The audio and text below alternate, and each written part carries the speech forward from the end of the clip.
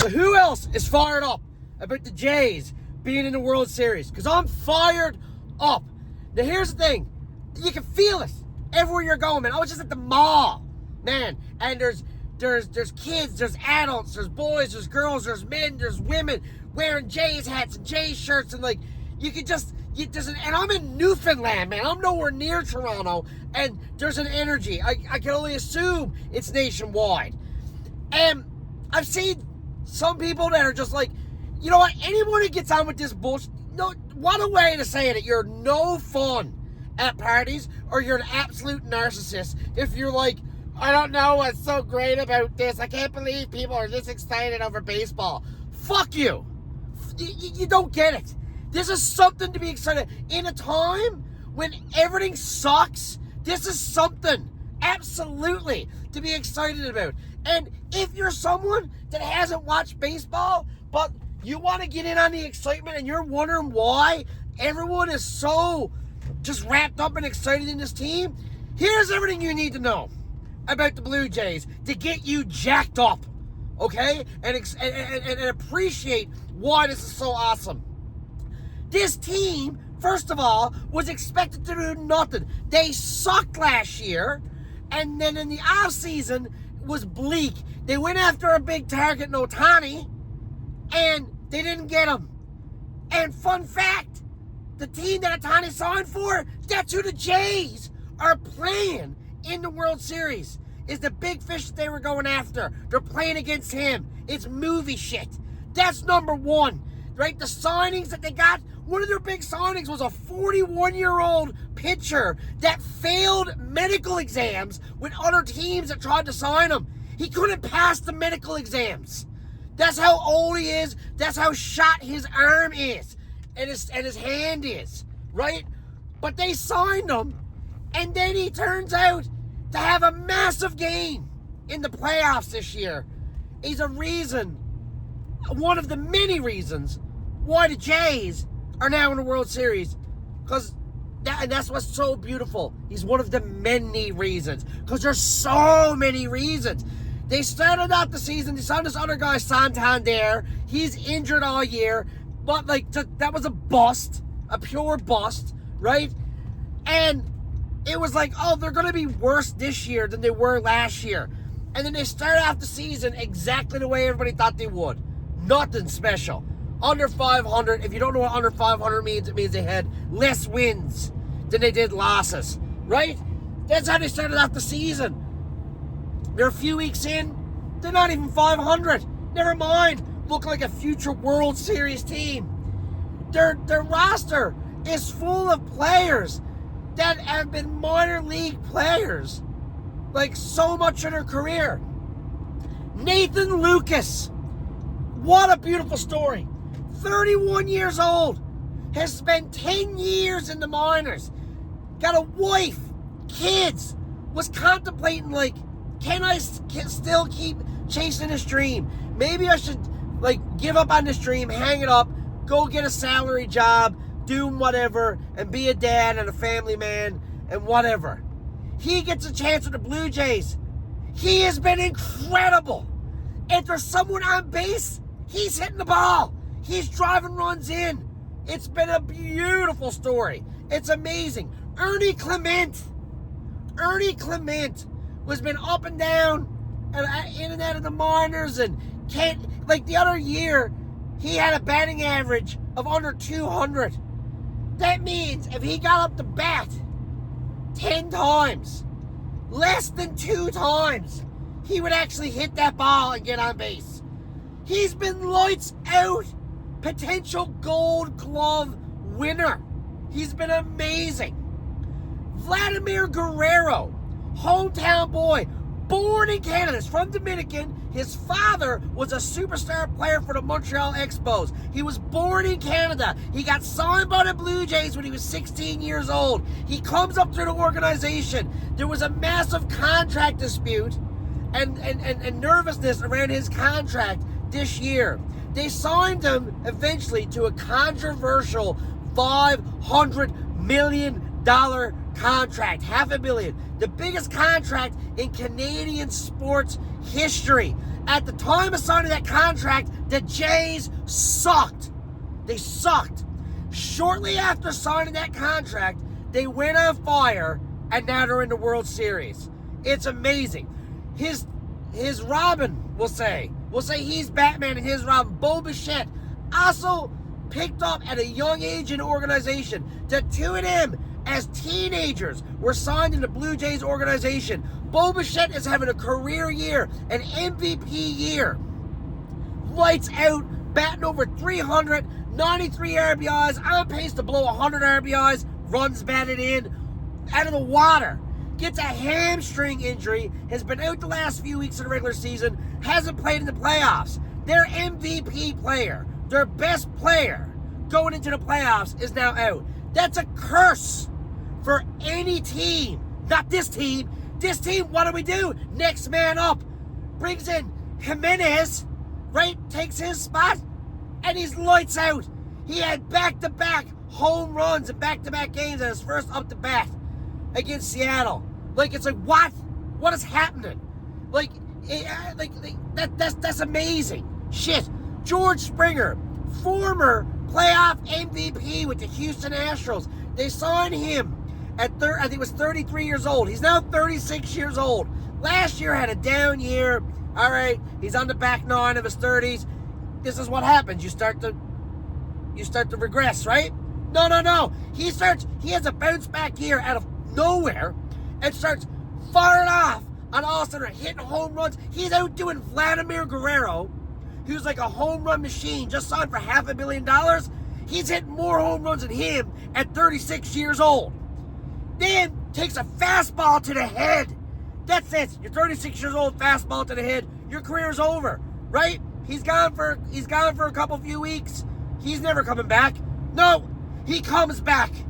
He comes back like a hockey player, man. Tough as fucking nails. Comes back out of it. Comes into the playoffs, and if you don't know the name, where have you been? Game 7 against Seattle, bottom of the 7th, down 3-1. 2 games before that, took a fastball to the knee, took a fastball to the head in the regular season. Then takes a fastball to the knee in Game 5. He can't bat in Game 6. Every second time he swings the bat, he falls down. He's on one knee. He's literally batting on one leg. He's not playing in the outfield. They got him as a designated hitter, which was before the case, but still. His knee is shot. Bottom of the 7th. 3-run home run to go up 4-3 at home. Place goes nuts. Goes to the World Series because a 36-year-old man that took a fastball to the head and to the knee and had a bad year last year had like it's like the Kawhi Leonard shot of the Raptors, but the baseball version. It's insane. It's crazy. It's unbelievable. Addison Barger, been in the 25 years old, spent all or most of his career in the minor leagues. He's hitting home runs, clutch hits, lights out. You got this other guy, Schneider. Well, Schneider, he's the coach, we'll say. He's the manager. He's been with the organization for 23, 24 years. Signed as a back catcher, played in the minor leagues as a back catcher. Played there for 8 years, then was coaching at the minor leagues, managing at the minor leagues, different levels. Becomes manager of the team. Now he brings them to the World Series. He's been 24 years with this organization and is now bringing them to the first World Series in 32 years. That's unheard of. That shit don't happen. Like, everything is movie shit.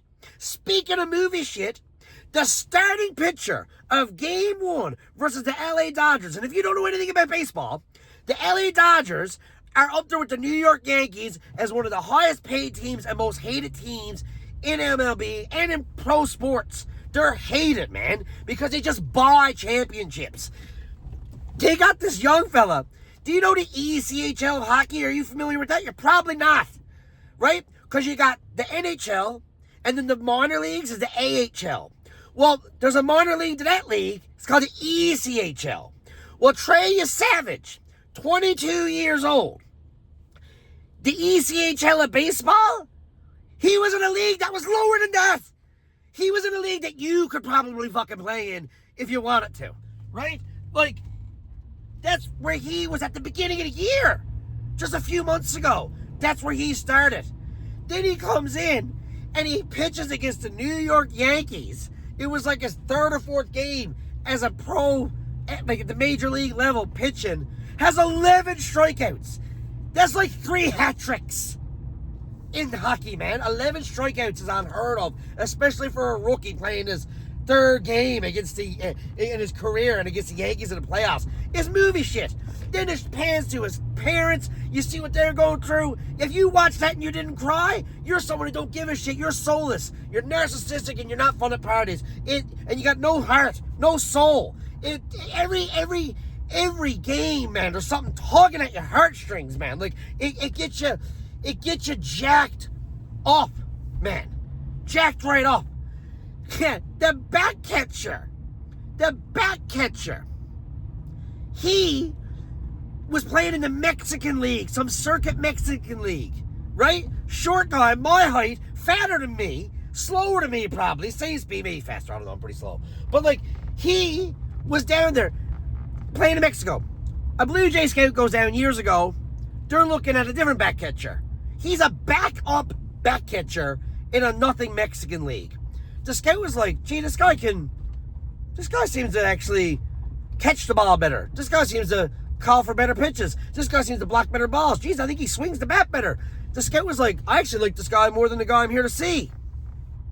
They signed him in 2016. Get ready for this now. You've had pro lines where you won more money. $7,200 is what they signed the back catcher for. He is now turned into arguably the best back catcher in the league. And he hit a grand slam. He's amazing, man. He's unbelievable. He's 5'7". He's chunky. Most people watching the video can run faster than him. And he's a big reason why they're in the World Series. It's the most lovable team. The most lovable team, man. Right? You got people coming off injury. They got another guy at the trade deadline. Bieber. He didn't play at all. He missed a whole year with Tommy John. And he couldn't pitch. They got him at the trade deadline. And he still was they were just waiting for him to get ready. And it was a roll of the dice. And then he comes in. And he's been solid. You got Louis Varland coming in off the trade deadline, pitching every game. He pitches all the time, which is unheard of for pitchers. And he does good. He shouldn't, everyone's outplaying their contracts. Nathan Lucas, the 31-year-old that I told you about, right? He is signed for $766,000 for the year. Now, that's good money, of course. I'd love to have it. You'd love to have it. But in pro sports, he's a massive reason. He's on a World Series. He's not just on a World Series team. He's a big contributor as to why they're in the World Series, why they're a World Series team. And he's getting less money than a rookie in the NHL playing his first game. And the NHL, as far as Major League Sports goes, is the lowest paid league in major sports.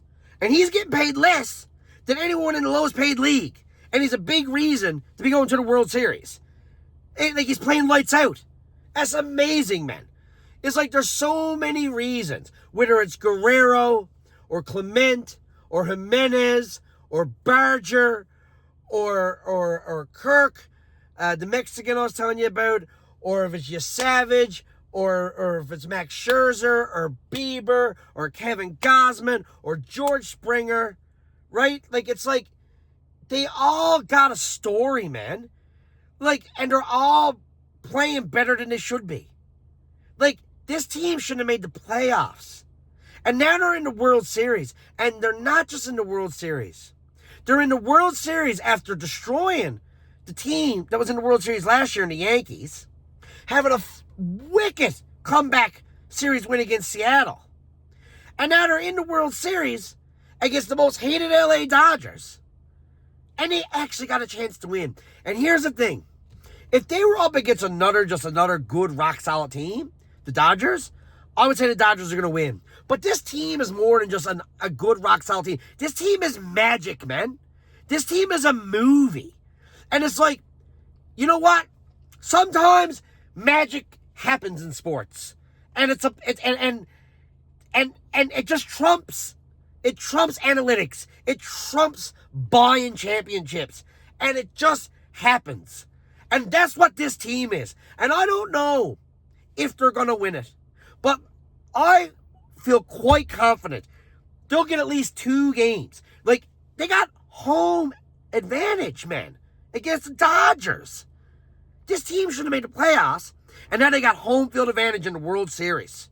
That's crazy. So they got 2 games in Toronto, 3 games in LA, 2 games in Toronto if it gets to game 6 and 7. And I believe it will at least get to game 6. It's coming back to Toronto. Now, whether they lose 4-2, lose 4-3, that's still incredible. That is still something that everyone will stand and applaud because they're never supposed to be here. But they might win it.